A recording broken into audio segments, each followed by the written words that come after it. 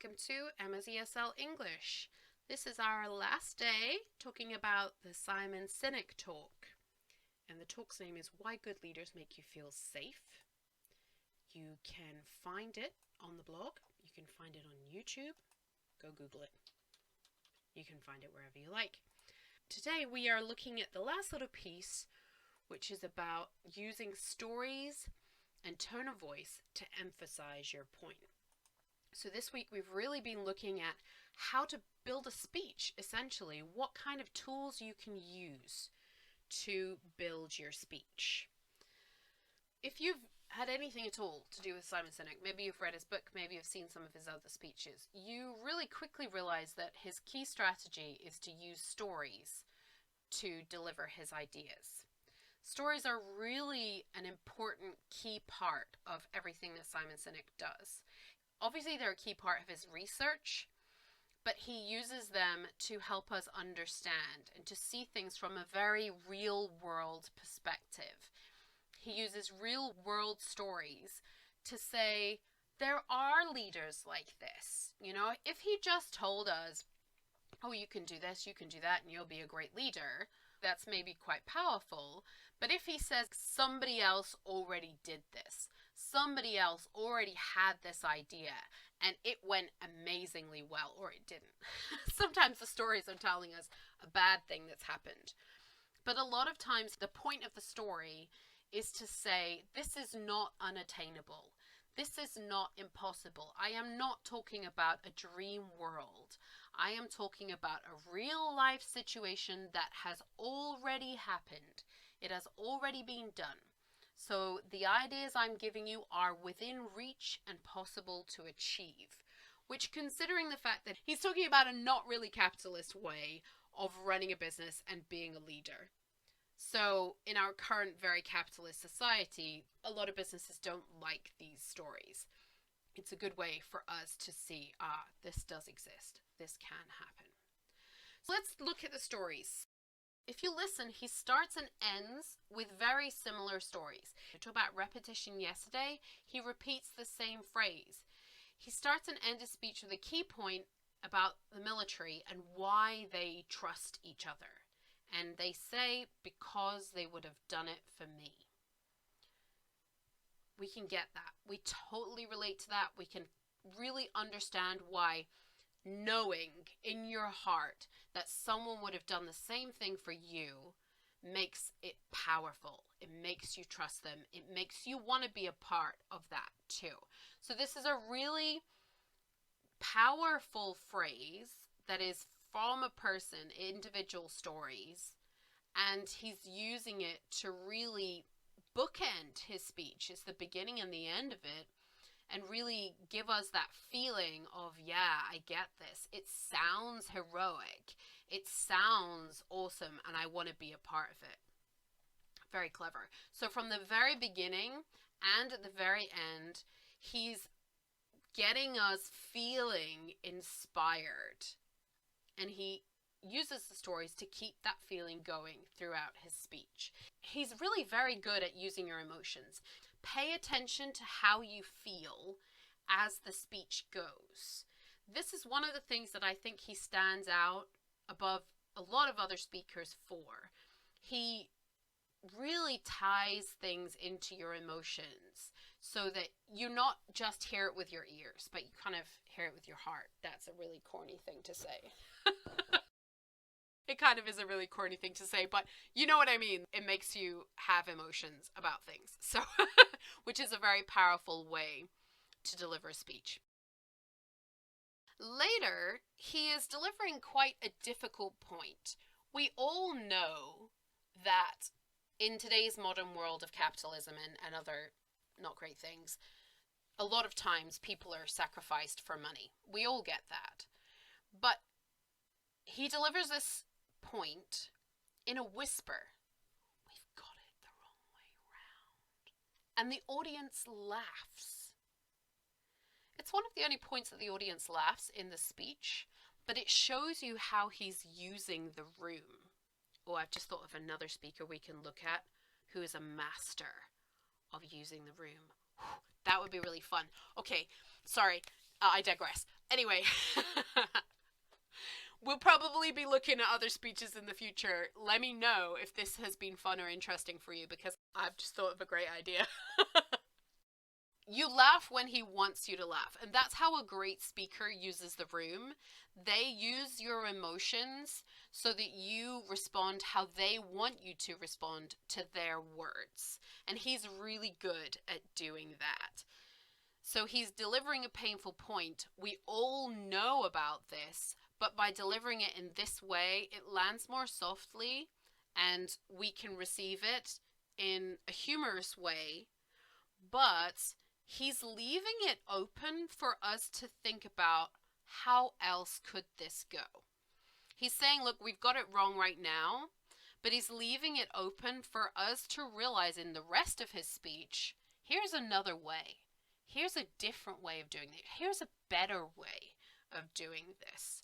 Remember yesterday we were talking about getting into your brain, like into your subconscious, and using the repetition to bypass that feeling of like, what's this guy selling? I don't need to pay attention to this. And tap into that part of us that's like, yes, he's so right. That's what he's doing here. So the next thing I wanted to talk about is how he uses his intonation. Go back and listen to the speech again and listen to how does his voice sound throughout different parts of the speech, and how does that make you feel as you listen.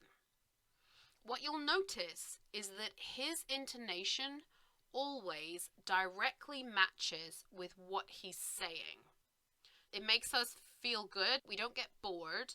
You know, if you're listening to someone who speaks like a robot and they never change their tone and everything stays exactly the same, that's really hard to listen to for a long period of time. We don't like it. Your brain turns off. Your brain's like, oh, this is boring. And that's it. You stop listening. So intonation is really important when you're delivering a speech, but he's a bit of a master at delivering it using clever intonation. As I mentioned, the first signal of this is when he whispers. We've got it the wrong way around. We lean in to listen more closely. Wait, what did he say? We pay more attention because he's lowered his voice. Our brain is really looking, what is happening? What is he saying? So we really hear this painful point that he wants us to hear. Later, he gets louder, he gets quieter, he gets faster, he gets slower, and he uses stronger and weaker emphasis. All of that makes this speech sound more interesting. But because it's matched with his content, it also makes it more enjoyable, and we learn from it. We can actually learn what he's teaching us because of his intonation. If you listen, whenever he gives us a list of something, he talks faster during the list. This. And then whenever he's giving us a really angry point, one of the things that I mentioned on Tuesday violated the very definition of leadership. When he says it violates your very definition of leadership, that whole section, he's getting angrier and angrier. In fact, if you look at his face, he doesn't look angry, but he's using an angry tone of voice. Because that's how we feel about that. We're really annoyed about that. And by using an angry tone of voice, he's tapping into that anger. He's making it rise from us again.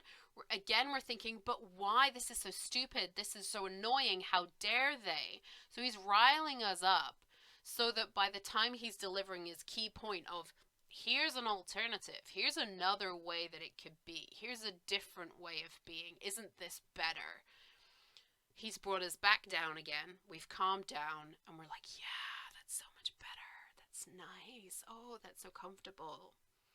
I don't know how many times you've listened to this speech in the last few days. I've listened to it quite a lot of times to be able to do these podcasts, but it is worth listening. It is a class in and of itself of how to deliver an excellent speech.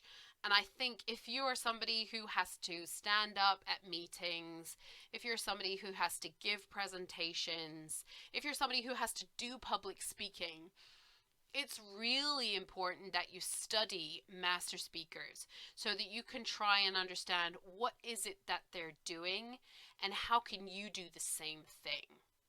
And the thing is, these days, almost everybody has to do some form of public speaking. You know, last week I was making some videos for my YouTube channel about interview processes and like how you can improve your interview skills. And one of the key parts of most interviews these days is a presentation. If you're terrified of standing up in front of people, you're gonna fail every interview you go for that needs a presentation. And I don't know if it's just the kind of work that I've been doing, but my friends too. I've found like most people over the last couple of years have had to do presentations at most of their interviews. So this is a common thing people are asking for. For that reason, if you are in business, if you are somebody who works, then it is worth you taking the time to figure out how can you get better at speaking in public. So hopefully this little study of Simon Sinek's speech can help you see some of the key tactics and strategies he's using to help his listeners hear what he's saying, understand the point he's saying, and most importantly, emotionally engage with what he's saying. You walk away from his speeches thinking, yeah, he's really got a point. I wish my leader was like that. And also, if I ever get to be a leader, I want to be like that. When we're talking about Start With Why, Simon Sinek's book, that is his why. His whole reason for everything he does is to try and improve leadership so that people have a better time and everything works better and everybody feels better. It's really very inspirational. So, anyway, we'll maybe do another Simon Sinek at some other time, but I have somebody else in mind if we're going to do this again. You can find all of this written down at www.emmaseslenglish.com, or you can drop me an email at emmaseslenglish@gmail.com.